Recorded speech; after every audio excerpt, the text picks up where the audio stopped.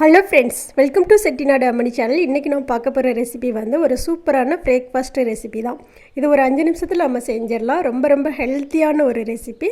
Skip பண்ணாமல் பாருங்கள். பார்த்ததுக்கப்புறம் செட்டிநாடு அம்மணி சேனலை சப்ஸ்கிரைப் பண்ணாதவங்க பண்ணிக்கோங்க. பக்கத்தில் இருக்க பெல் ஐக்கானை கிளிக் பண்ணி விடுங்க. உங்கள் ஃப்ரெண்ட்ஸ் எல்லாருக்குமே ஷேர் பண்ணி விடுங்க. ஓகே, இப்போ நம்ம வீடியோக்குள்ளே போகலாம்.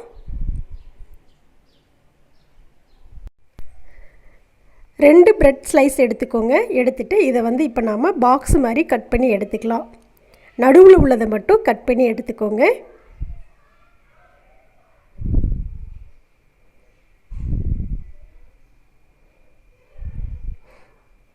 நல்லா அழகாக இதே போல் கட் பண்ணி எடுத்துக்கோங்க.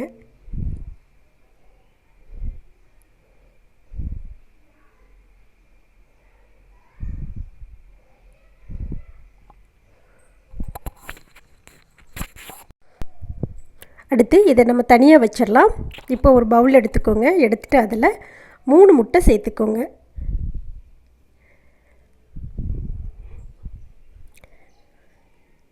ரொம்ப சிம்பிள் அண்ட் ஈஸியாக செஞ்சிடலாம். ஈவினிங் ஸ்நாக்ஸாக கூட இதை நம்ம செஞ்சு சாப்பிட்லாம். ரொம்ப டேஸ்டியாக இருக்கும். ஒரு 5 நிமிஷத்தில் ஈஸியாக செஞ்சு முடிச்சிடலாம்.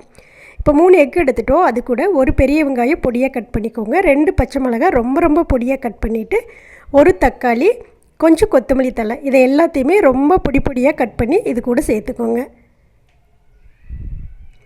அடுத்து 1 ஸ்பூன் பால் சேர்த்துக்கோங்க. இது கூட கொஞ்சமாக மிளகுத்தூள் சேர்த்துக்கோங்க. அடுத்து உப்பு தேவையான அளவு, கொஞ்சம் மிளகாய்த்தூள் கொஞ்சம், இதை எல்லாத்தையும் சேர்த்து நல்லா பிளெண்ட் பண்ணிடுங்க. பிளெண்டர் இருந்ததுன்னா நீங்கள் அதில் பண்ணுங்கள். இல்லை அப்படின்னா ஸ்பூனில் கூட நீங்கள் பண்ணிக்கலாம். நல்லா அடித்து எடுத்துருங்க.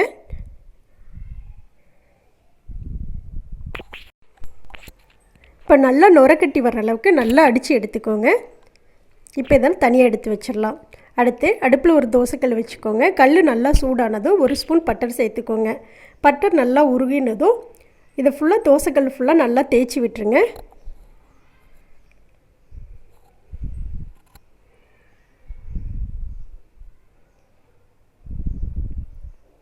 அடுத்து நம்ம கட் பண்ணி வச்சுருந்த அந்த ப்ரெட்டை இது கூட சேர்த்துக்கலாம். அடுப்பு ரொம்ப கம்மி பண்ணி வைங்க. சேர்த்துட்டு நம்ம அடித்து வச்சுருந்த முட்டையை அதுக்கு நடுவில் ஊற்றிடுங்க.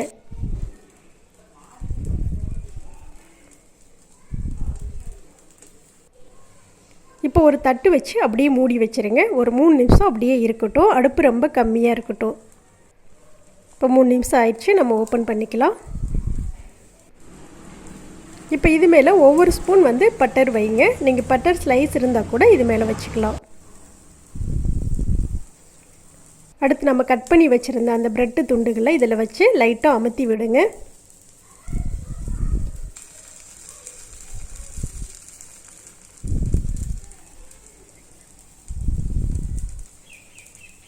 இப்போ நம்ம இதை திருப்பி வச்சிடலாம்.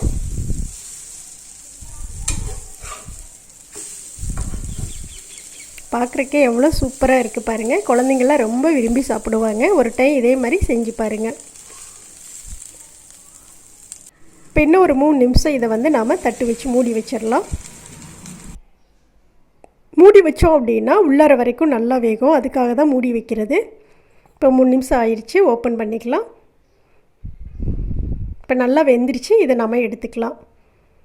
பாருங்கள், பார்க்குறக்கே எவ்வளோ அழகாக இருக்குதுன்ட்டு.